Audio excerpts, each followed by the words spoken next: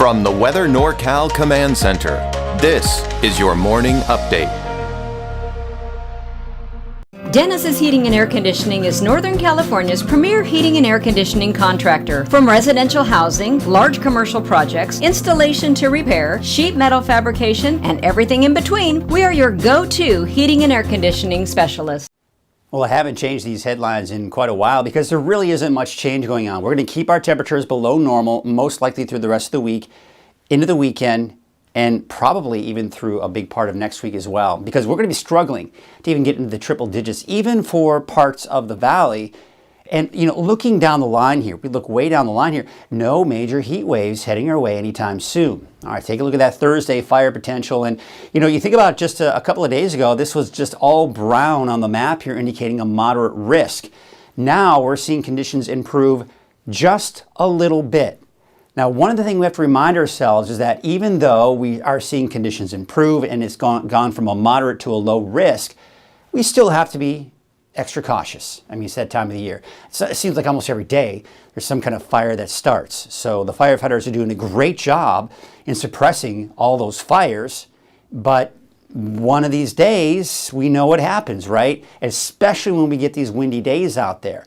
And even though the winds are not going to be terribly strong, they're still going to be strong at times. Here's this afternoon. Notice the winds for the valley. We're in the teens, around 20. These are gusts, right? So we're seeing gusts upwards of 20 to 25 miles per hour off in the eastern mountains. Now the winds die down typically in the overnight and early morning hours. And then Friday afternoon, those winds pick back up again. 25, 20, 24, 26 miles per hour in the eastern mountains and in the teens and lower 20s for the valley. Humidity. Again, we're kind of seeing that typical trend where we do see the dry conditions in the afternoon and then taking you through the morning hours and late night hours, we see that recovery only for it to dry out again in the afternoon. Again, perfect for those fuels to burn. Fires love to burn in low humidity and the heat and the windy conditions. So yes, we are not looking at extreme conditions, but conditions nonetheless that fires like to burn in. All right, so you take a look at the smoke forecast, take you through the afternoon, and what we're seeing here is that haze is actually beginning to dissipate. So I think we're going to be looking at more blue skies here throughout the day. And then on Friday, taking to Friday morning, a little bit of that haze and smoke trying to come in from the north, but shouldn't have a huge impact. Now here's your hour-by-hour forecast for your Thursday. Temperatures slowly increasing. We're in the mid to upper 90s.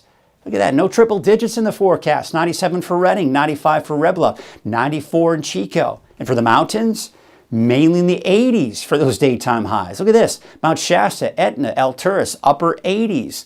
One of the warmer spots will be Susanville, the high of about 91 degrees.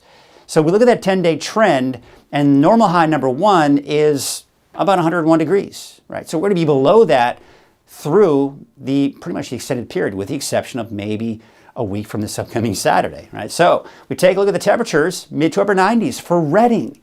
We could touch 100 degrees by next Monday and maybe even next Tuesday, but that's right around or just below normal. And then we keep it below normal through most, if not all, of next week. So the rest of this week, this weekend, and next week, below normal temperatures. I don't think I hear anyone complaining. Now we'll take a look at the long range and we'll show you that heat. It's mainly off to our east. The cooler air still riding to our north, keeping that heat from moving in. So it's that typical trend again. Now this colder air is trying to move in, but it can't. So as we go through next week, we are going to start to see some heat kind of expand closer to our region. However, as I mentioned, with the colder air to our north and west, that heat is not expanding right on top of us. So it may be a little bit warmer, but not by much. And there you can see that monsoon moisture possibly coming in. Looks like sometime around late this weekend into early next week. Now, much like what we've seen in the past, it's a lot of that mid-level and high-level monsoon moisture. Now, what that means is that's going to mean more cloud cover. It's going to mean higher humidity levels, so it's going to feel a little bit more muggy and more uncomfortable out there. But as far as thunderstorms are concerned, I think those will stay off mainly to our east.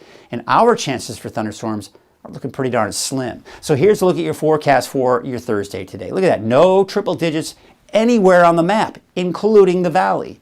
97 degrees for Redding, 95 for Red Bluff, There are those 80s for most of us in the higher elevations, with the exception of Susanville at 91, Wairika topping out at 91 degrees. And we take a look at your 7-day forecast, and look at that. For Mount Shasta City, no 90s, all 80s for the next 7 days.